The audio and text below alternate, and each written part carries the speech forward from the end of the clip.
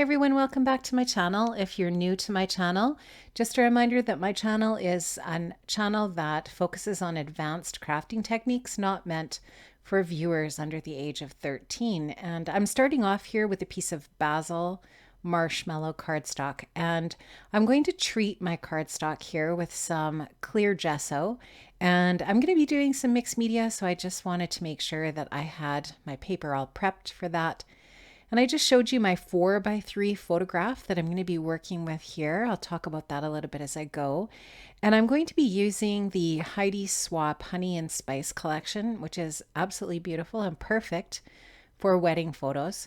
I want to take this piece of pattern paper and I want to trim out the flowers off the edge in the corner, and I want to use this as a corner focal piece on my left side of my layout. So I'm just going to fussy cut around the edges of those flowers with my cutter bee scissors here, and as I'm doing that, you'll just see that I just turn the paper and allow my scissors to move across the paper smoothly to create a really nice cut. And that is going to be a really beautiful focal piece for the left side of my layout. As you can see there, I have it in place. I'm not going to stick it down yet because I've got some mixed media that I want to do. Before I get rolling here with my mixed media, I'm just going to trim my photo down here with my Tim Holtz tonic trimmer. I'm going to trim the white space right off of this photo, and I'm going to do a bunch of matting techniques here with my photo today, and I didn't want any of that white space around my photograph. So I'm just kind of checking out some different options for where I might want my photo to go before I start adding my mixed media. So I kind of know where the focal area for my mixed media needs to be, and this is kind of the area that I'm thinking of where I want my photo to be. I'm going to start off here with some Vicki Boutin acrylic paint, and this paint that I'm using is called Coral Macaroon, and I'm going to put that out just on a piece of plastic on the side of my table here, and I'm going to add some white acrylic paint to it and just kind of mess around with it until I get it to be the color I want. I also add some Dina Wakley fuchsia and some Dina Wakley sedona. The sedona, I just add a tiny little bit. It's kind of a brownie orange. And I didn't want my pink to be like a really bright pink. I wanted it to be kind of more like the corally pink, kind of that burgundy with a little bit of that burgundy tone in it. And that is definitely not what the Coral Macaroon is. So I knew that I needed to just do some mixing. And I love doing this. It's so much fun. And you just kind of test it out, take a piece of cardstock and swipe it on there and make sure it's the right color before you actually go onto your project. Now this is dry brushing, so my paintbrush that I'm using here is completely dry. Just picking up some of the paint. Sometimes I have to go back and mix a little bit more. I don't really care if it's exactly the same color. That's not the point. Some of you are probably saying, why don't you just use pattern paper? Because I really love this process. I love messing around with my paints and coming up with different original techniques, and not original techniques, but original results using the techniques that I really enjoy. Now I went into all of the die cut pieces, the ephemera pack, and there's another pack that's all tags. And I just went into that and I went through it and I sorted through and chose some things that I thought would work best on this layout. And I just put those in a separate pile to the left of my layout here so that I can reach for them in that spot when I'm working on my project. One of the things I'm using in my photo mat layers is a die cut piece that's kind of like a little journaling card. And I'm also going to create my own little layer piece here with a Tim Holtz stamp set. This stamp set's called Etc.Etc. It's very cool. And I'm just stamping with some Versafine ink in sepia. And I'm just doing some second generation stamping here on a piece of scrap white cardstock. So I'm going to use the lighter one, the second generation stamping here. I didn't want it to be that dark. I really love that sepia color because it really goes nicely with the burgundy, and it's just going to blend in behind the photo. You're hardly going to see it, but it is going to add just a little bit of a layer. You can make your own layers with your stamps. You can use your stamps for a ton of different things in your craft space. It doesn't have to just be card making. can use these suckers for your art journaling, or like this, making layers for your photo mats. So there's a lot of really cool things you can do with some of these distress stamps. So I wanted to rough up the edges of all the papers that I'm using. So I'm even going to use my distressing tool here on my photograph. I'm going to rough up the edges of the photo. I want things to be really distressed looking, like the background that I painted. It looks really distressed, and I like that look. I'm going to do the same thing with that piece that I stamped. You'll just see me using my Stampin' Up! Distressing tool. I don't know if Stampin' Up! Still has this tool. I know that Tim Holtz sells one that's basically identical. I love this little tool. I've had it in my stash for a really long time. I used to be a Stampin' Up! Demonstrator. I mean, a really, really long time ago, probably 25 years, almost 25 years ago, like over 20 anyway. And I have a ton of their tools in my stash, and I still really love them. I wanted to use a layer of this brown paper, which is actually the end of a roll of Christmas wrapping paper. I couldn't throw it away. I just stuck it in my craft space because I feel like I'm going to use that for a lot of really cool things. I wanted to also use some of that heavier tissue paper that's all really crinkly.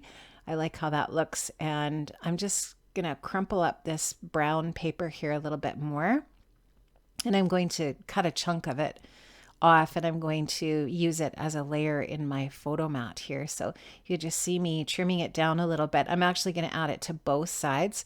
For whatever reason, I thought I would only use it for one side here, and I cut it right off so that it's only on one side, but later I add it to the other side too, because I just wanted it to be a little bit symmetrical in that way. So you'll just see I'm using that same distressing tool here. I'm going to put that on this one.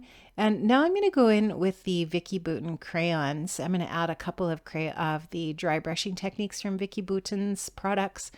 This stencil, I have no idea where it came from other than my craft stash. I'm not sure what stencil it is, but I just really like the circle effect. And so I'm going to go over this with that Vicki Boutin crayon.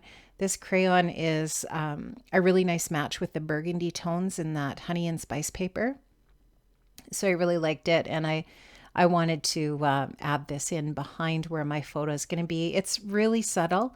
It's not going to show up a ton, but it does show up as a layer over top of that dry brushed acrylic paint. I really like how it looks. I think it's cool. I think it really adds a neat effect. And I just keep adding my paper and my photo and stuff back on here so that I kind of know where I need to put the crayon, where I need to keep adding it to. And I'll just keep adding it and making sure that I have it where I want it. Now I also wanted to add some of the neutral crayon in the green from the neutral set. I actually just got the neutral sets.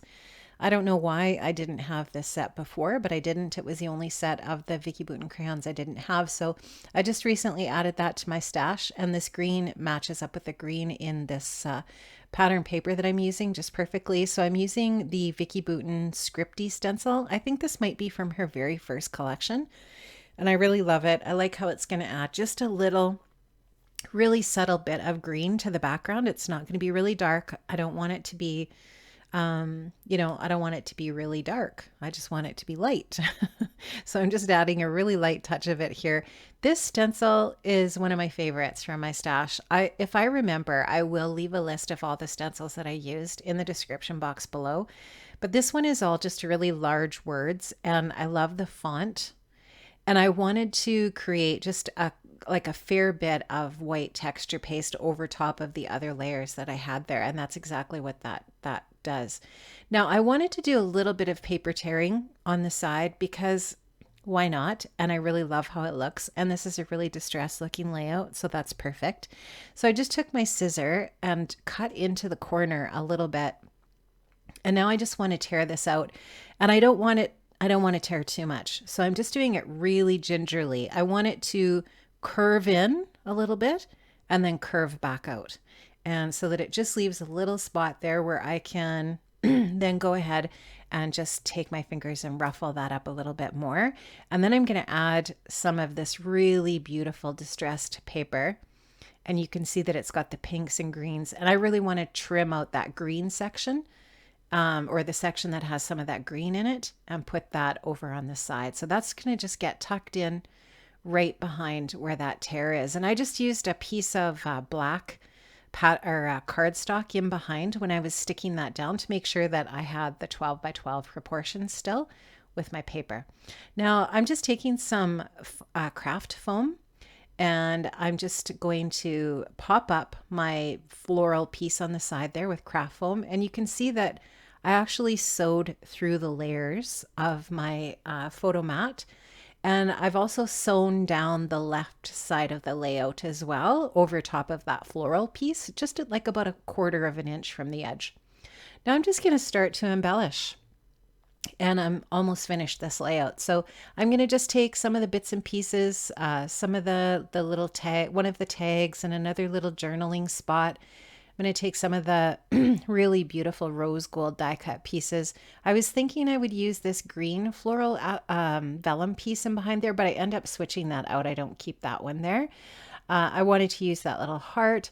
I wanted to use some of these little floral pieces as well. I wasn't really sure where I wanted to use those, but I just kind of messed around with them and put them in different places and see what I liked. And that's, that's all you have to do to kind of figure out where you want the placement of things. Just play around with them, try them in different areas. And it's all about what looks good to your eye. It doesn't matter what other people think. It's what you like, how you like things to look. So now I'm taking my little distressing tool. I'm going to use that tag, but I really wanted to distress the edges of it. And I distressed the edges of this other little rectangular pink spot too. And when I was looking at that white circle, I thought, it just looks really plain. So I ended up taking my 2.5 inch punch, which is the size of this circle. I cut out a piece of plain vellum paper from my stash and ran it through an embossing folder. And you'll see that a little bit later here, but I layer it over top of that circle, that white circle. Let me tell you a little bit about this photo. This photo was not taken on Bailey's wedding day. This photo was actually taken, the photographer that took their wedding photos asked them to help her in a job that she had to promote this wedding venue in the city. And so she asked the kids if they would come about a month after their wedding and dress up in their clothes again and do some photos for her. And so this is one of the photos that she did. And I really love how they're kind of faded out and then the foreground is in focus. I think it's a really cool photo. She actually took another photo too that I'll scrapbook here before too long, but it actually won a bunch of awards in like some kind of photo contest that this lady enters every year, and it's a really cool photo. So I will use that in a project coming up here in the next while. So I'm just, once again, I'm just fiddling around with the placement of things, making sure that I like how they look. And now you can see here, I'm going to show you what I did. So I actually ended up putting a little piece of text paper over on the side. Here you can see I've layered up a bunch of the die cut pieces. Some of them are vellum, some of them are cardstock. I've kind of tried to vary textures and colors. You can see that layer of vellum over top of the tag, and I added a little bit of a little string, a little bit of, it's not really baker's twine, it's just a little bit of cotton floss there to the tag. And yeah, I like how that overlay of that vellum looks. I made a little grommet for my tag there using that little We Are grommet punch. I love that thing. And now I want to use some of this Vicki Boutin rose gold creative effects glaze. I love this stuff. It's so pretty. And what I do is I just water it down. So I just put it over on the side on that piece of plastic, water it down, and then using one of the Vicki Boutin art brushes, I'm just going to splatter that down. I like the size of this particular brush for this job because the splatters are super easy to control and they don't get too big. I just wanted the splatters to be really fine and tiny and subtle.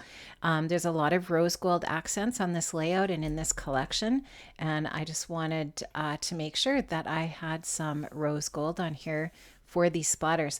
Thank you so much for joining me. I had so much fun creating this. I'm just going to show you some close-ups here. I will have some still shots at the end of this video. And thank you so much again for watching. If you like this, please give me a thumbs up. If you haven't subscribed, I love to have you as a new subby on my channel. And I hope you enjoyed this. I hope you were inspired. If you have any questions, leave me a comment. Thanks again, guys. Have an amazing day, and I hope to see you again soon here on my channel. Bye-bye.